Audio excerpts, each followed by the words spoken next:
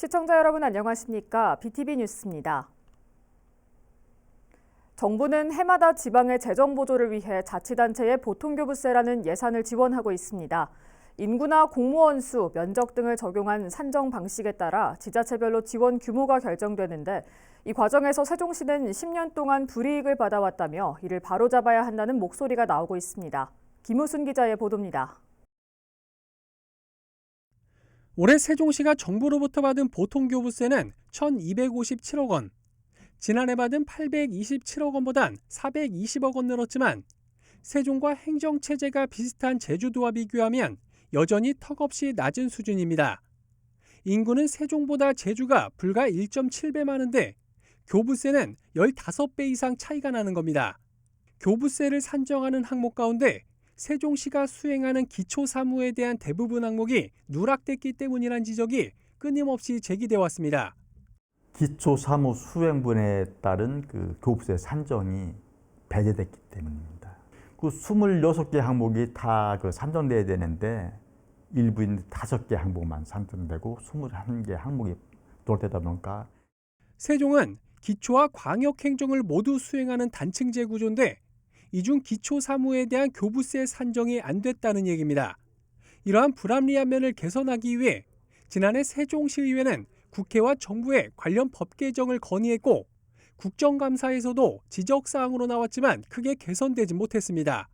인구가 가장 유사하다고 할 수 있는 원주시.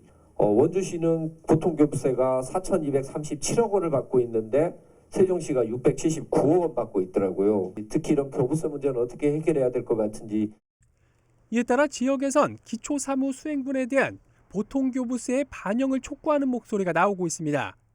전직 시의원들의 모임인 세종시 의정회는 정부의 불합리한 교부세 산정 방식으로 지난 5년 동안 받지 못한 교부세가 약 1조 3천억 원에 이른다며 세종시민 서명운동과 더불어 헌법 소원을 검토 중이라고 밝혔습니다. 보통 교부세는 헌법에서 규정하고 있는 국민 평등권과 또 행복 촉구권을 실현해 나가는 중요한 재정적 수단이라고 이렇게 정의를 하고 있어요. 근데 그래서 세종시 각 사회 단체들과 연합해서 서명을 받아서 헌법 소원을 할 계획에 있습니다. 아울러 지역의 여러 시민단체들과 연계해 보통교부세 반영 촉구 집회를 전개하는 등 적극 대응해 나갈 계획이라고 덧붙였습니다. BTV 뉴스 김우순입니다. 최근 소아청소년과 전공의 지원율이 급격히 낮아지고 있습니다. 천안에 있는 순천향대병원과 단국대병원도 전공의 부족으로 어려움을 호소하고 있는데요. 지자체 차원의 지원이 필요하다는 목소리도 나오고 있습니다. 송용환 기자가 취재했습니다. 지난 2018년 113%에 달했던 소아청소년과 전공의 지원율. 2020년 78.5%에 이어 2021년 37.3%, 지난해엔 27.5%로 떨어졌습니다. 서울 주요 병원은 가까스로 정원을 채우고 있지만 지방은 대부분 미달입니다. 순천향대 천안병원과 단국대 병원도 정원의 절반 수준밖에 채우지 못하고 있습니다. 더구나 전문의 취득을 위해 4년차마저 나가게 되면 충원율은 더 떨어질 전망입니다. 전공 선택을 앞둔 인턴 의사들은 소아과 기피 현상의 이유로 저출산 문제를 꼽았습니다. 또 소아과를 선택하더라도 전공의가 부족한 지방은 업무 과중이 불보듯 뻔해 굳이 지방병원을 선택할 이유가 없다고 말합니다. 사회적으로 좀 출산율이 낮아지니까 점점 소아 환자 수도 줄고 그러면 이제 미래가 좀 불투명하니까 이제 전공의 숫자도 적어지고 그러면 이제 지방 같은 경우에는 전공의 숫자가 적으면 아무래도 현실적으로 일의 부담이 늘어나니까 점점 소아청소년과를 기피하려는 경향을 보이는 것 같습니다. 레지던트라고 불리는 전공의들은 교수와 간호진들과의 협업을 통해 전문의가 되기 전 다양한 경험을 쌓습니다. 엄연히 월급을 받는 의사 신분이기 때문에 수련과 함께 입원 환자 관리와 당직 근무도 수행합니다. 이런 전공의 부족 문제는 또 다른 악순환을 이야기합니다. 대학병원에 있는 의대 교수들은 전공의 공백으로 의료인 양성과 연구보다는 외래 진료에 치중할 수밖에 없습니다.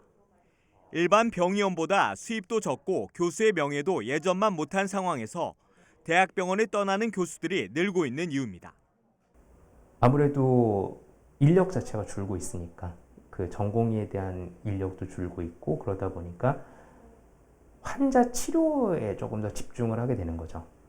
근데 환자 치료에 집중을 하게 되면은 사실은 흔들릴 만한 요소가 사실은 많죠. 소아과 운영에 따른 악성 민원의 만성 적자, 여기에 전공의 부족까지 삼중고를 겪고 있지만 상급병원 유지를 위해 울며 겨자 먹기로 버티고 있는 실정입니다. 이렇다 보니 일부 지자체에선 소아과 유지를 위한 예산을 지원하고 있고 충남에서도 필요성이 언급되고 있습니다. 천안에서도 의사 구하기가 굉장히 힘듭니다. 그래서 우리가 충남 도민들이 최소한 충남은 벗어나지 말고 충남에서 어떤 이런 진료를 받을 수 있게끔 우리가 소아청소년과에 대한 그런 지원을 고민을 해야 될 때가 아닌가 이런 생각을 하고요. 아마 이것은 우리가 수익이 나지 않는 시내버스의 지방정부에서 이제 어떤 지원을 해주잖아요. 그런 같은 논리가 아닐까 싶습니다. 다른 진료과에 비해 잦은 민원과 적은 수입이 예견되어 있는 소아청소년과. 소아의료 공백을 막기 위해선 그럼에도 불구하고 이 길을 선택한 전공의에 대한 당근책이 필요해 보입니다. 결국은 이 지역에서 소아청소년 진료를 담당할 사람들은 앞으로 전공의들이에요. 근데 그런 전공의가 없다라는 거는 현재 있는 인력이 나중에 은퇴를 했을 때 미래가 없다라는 거죠. BTV 뉴스 송용환입니다.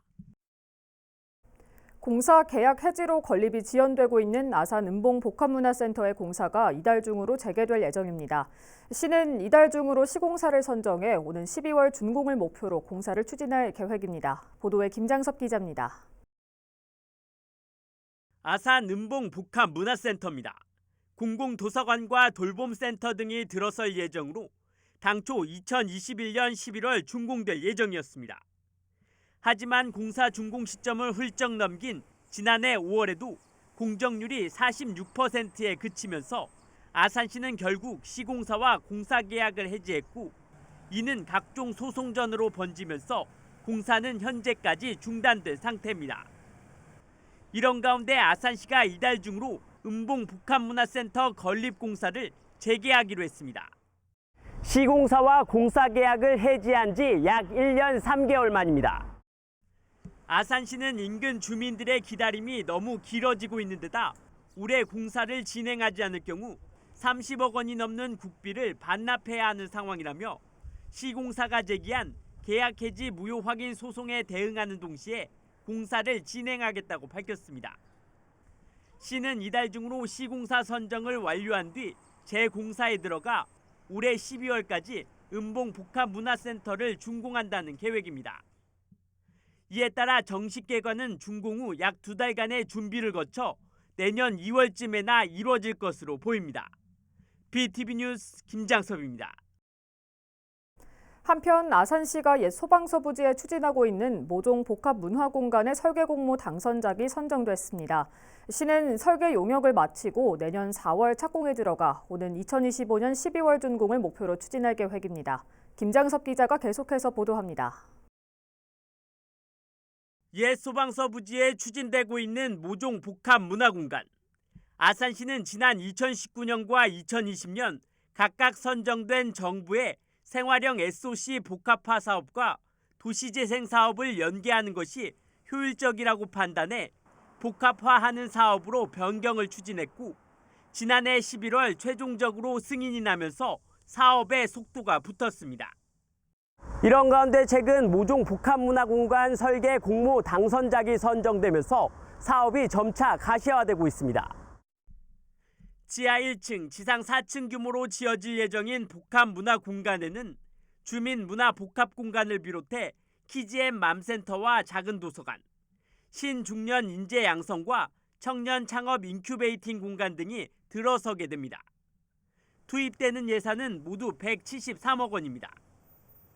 아산시는 설계 공모 당선작이 선정된 만큼 설계 용역에 착수해 내년 4월에 착공에 들어갈 예정이며 오는 2025년 12월에는 준공될 수 있도록 노력하겠다고 밝혔습니다. 주민은 물론 청년과 중년까지 모두 아우르는 복합문화공간이 점차 가시화되면서 원도심에 새로운 활력을 불어넣을 수 있을지 기대감도 커지고 있습니다. BTV 뉴스 김장섭입니다.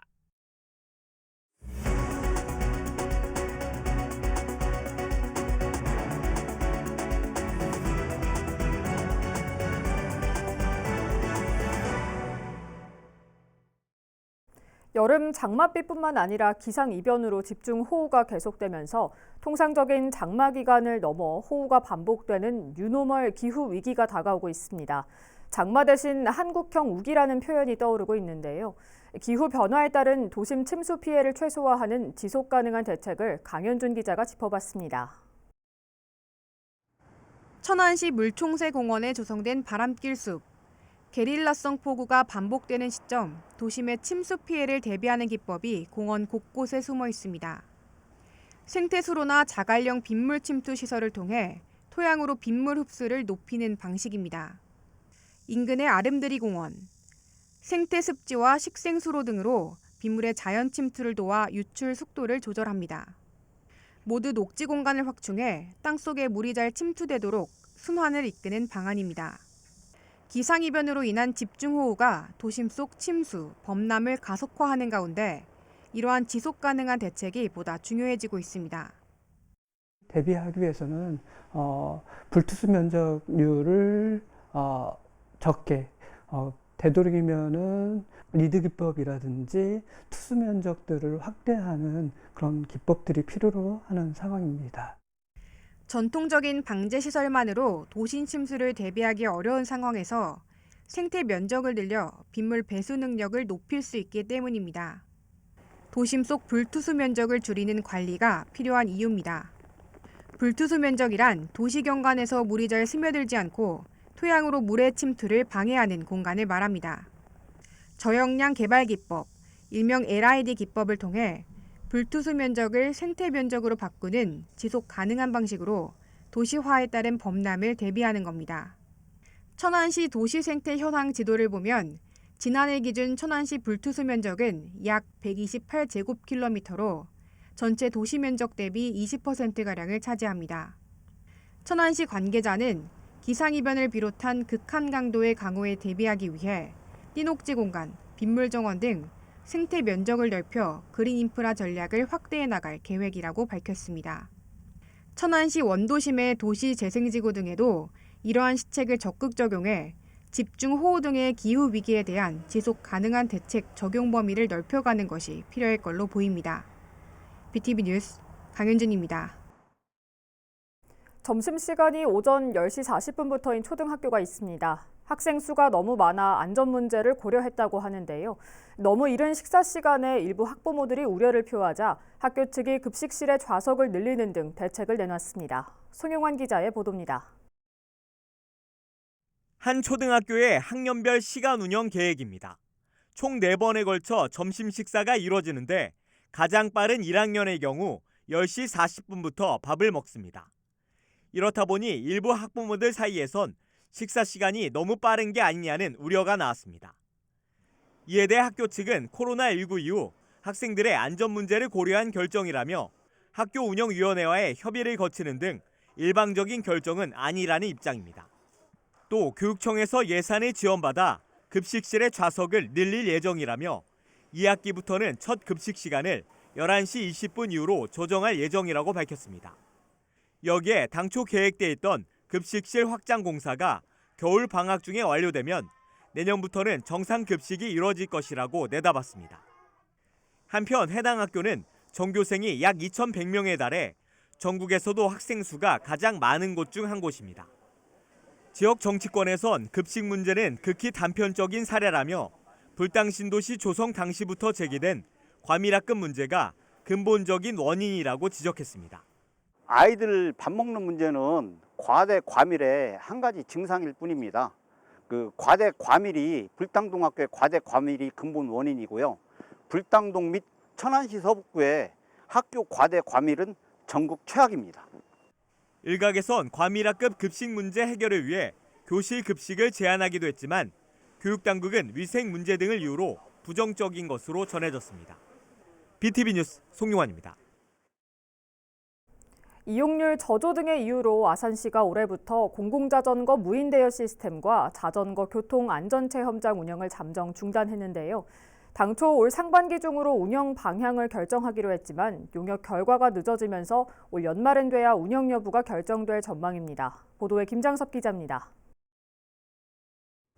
지난 2012년 아산 신도시에 설치된 공공자전거 무인 대여 시스템 유바이크입니다.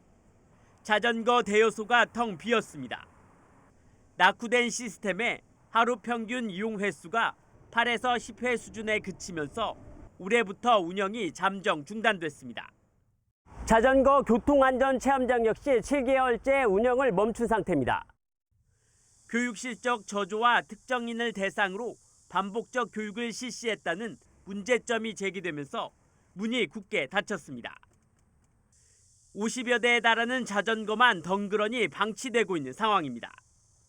시는 지난해 11월 해당 시설들의 운영 중단을 예고하면서 올해 상반기 중으로 공영자전거 운영 시스템 개선 계획을 통해 운영 방향을 결정하겠다고 밝혔지만 아직까지 계획은 마련되지 못한 상태입니다. 이에 대해 아산시는 자전거 도로 개선과 함께 공영자전거 운영 시스템 개선 용역을 진행하다 보니 당초 계획과는 달리 시간이 더 소요되고 있다며 시민 설문조사 등을 실시해 올 연말까지 용역을 마무리하고 결과에 따라 해당 시설들에 대한 운영 방향을 결정하겠다고 밝혔습니다. 이에 따라 존폐 위기에 처한 유바이크와 교통안전체험장 운영 여부는 올 연말이 지나서야 결정될 전망입니다. BTV 뉴스 김장섭입니다.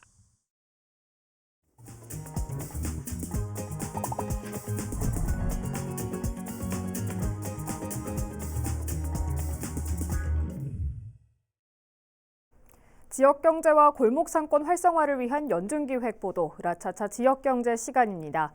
오늘은 세종시 출범 후 경쟁력이 점차 후퇴하다 최근 들어 부활의 날갯짓을 하고 있는 조치원읍 남리로 가보겠습니다. 김우순 기자입니다. 경부 선철도를 중심으로 조치원읍 동부 하단에 위치한 남리입니다.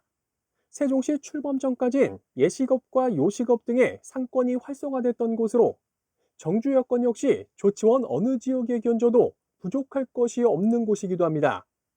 그러나 조치원 상권의 중심이 경부선 서부에 있는 침산지구로 이동하더니 세종시 출범 후부턴 신도시로 집중되면서 남리 지역의 경쟁력 역시 점차 후퇴를 거듭했습니다. 예식장을 중심해서 예식에서 발생되는 요식업도 많이 발달을 했었는데 침산지구에 상권이 새로 개발이 되면서 상권이 사실 또 많이 이동을 해야 하고 이제 좀 침체된 상황이었습니다. 실제 남리 곳곳에선 폐업하거나 임대 중인 상가를 어렵지 않게 찾아볼 수 있습니다. 그러나 위기 속의 기회 요소는 분명히 있습니다. 이곳은 조치원에서도 도심 속 자연 환경이 가장 잘 보존되고 있는 곳입니다. 36번 국도 옆으로 조성된 조천변 벚꽃길은 봄철 세종시의 가장 유명한 명소로 꼽히기도 합니다. 또 상권 바로 옆으로 조성되어 있는 300m가량 길의 메타세콰이어 가로수길은 짧은 산책 코스로 각광받고 있습니다. 말 그대로 남녀노소 와가지고 사진도 찍을 수 있고 산책도 할 수 있고 거기서 조금 쉬고 피크닉도 할 수 있는. 최근 들어선 이런 지역적 장점을 고려해 저마다의 특색을 살린 카페가 자리 잡기 시작했고 지역의 유명 맛집도 하나둘 이전해 오는 추세입니다. 또 이제 식당들이 많이 즐비하고 있었는데 요즘은 이제 카페 위주로 조금 성장을 하고 있는 것 같아요. 그래서 젊은 분들이 많이들 이제 오셔가지고 이제 좀 활성화가 될 수 있도록 조금 이렇게 문화 공간도 많이 만들어주고 이렇게 해주시면은 남리가 이제 미래적으로 많이 발전할 수 있지 않을까 생각이 듭니다. 이에 발맞춰 조치원읍에선 이곳 메타세콰이어 길을 걷고 싶은 산책로로 조성하기 위해 단계별 사업을 추진할 계획이라고 밝혔습니다. 올해부터 조경수 가지치기, 배수로 정비, 잡목 제거 등을 실시해 관광 상품화 기반을 마련하고 내년에는 야간 경관 조명, 포토존, 벤치 등 편의시설을 확충해 관광 상품으로 가치를 완성할 계획에 있습니다. 나아가 이곳에서 버스킹과 플리마켓 등을 열어 지역의 명소로 육성해 나간다는 계획입니다. 이런 자원을 잘 활용해서 메타스퀘어길을 중심으로 상권이 점점점 뻗어 나가서 침체됐던 또 공실이었던 상권이 다시 가득 차는, 그래서 지금 상권도 살아나고 떠났던 사람들이 다시 찾아오는 그런 남리가 되었으면 좋겠다라는 소망을 갖고 있습니다. 이곳 메타세콰이어길을 중심으로 조천과 연계한 도심 속 산책로가 매력인 이곳 조치원은 남리. 지금의 상권 침체 위기를 새로운 도약을 위한 기회로 삼아 나갈 수 있을지 주목됩니다. BTV 뉴스 김우순입니다.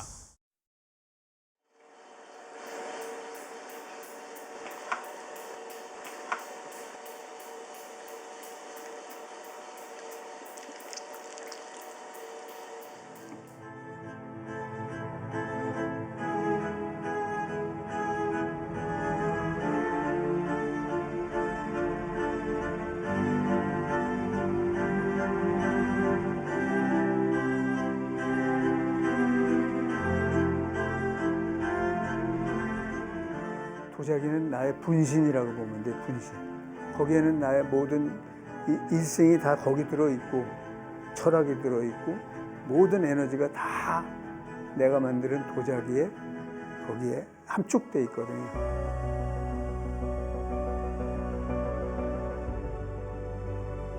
저는 도자기 이제 하면서 4가지 그 목표라 그럴까? 원을 세웠어요. 하나가 이 세상에서 가장 아름다운 청자를 만들어가자. 가장 섬세하고 정교한 작품을 만들어가자. 큰 대작을 한번 만들어보자. 이 과정들을 수행으로 생각하자.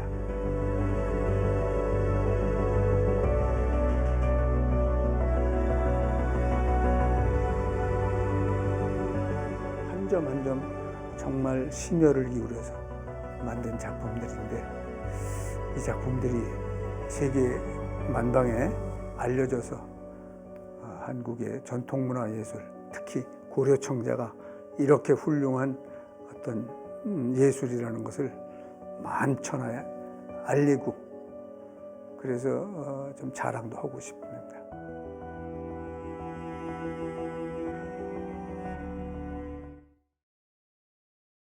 이상으로 BTV 뉴스를 마칩니다. 시청해주신 여러분 고맙습니다.